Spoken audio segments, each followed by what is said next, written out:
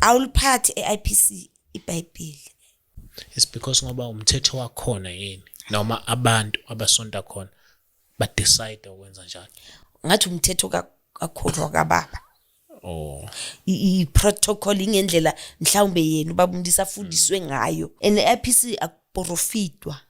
Akunamama lapha ekhona uzothi hey ngiyabona hey kwasha kwacima akuprofit and abayivumeli umprofit.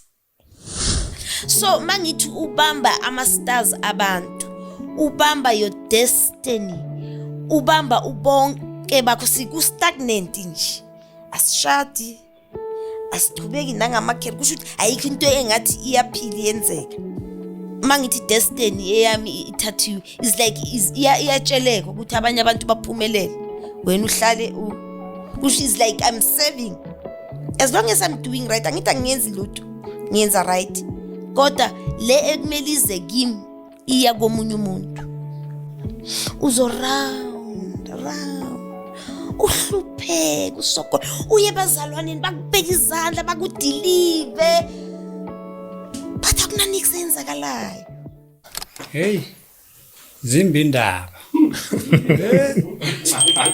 eSouth Africa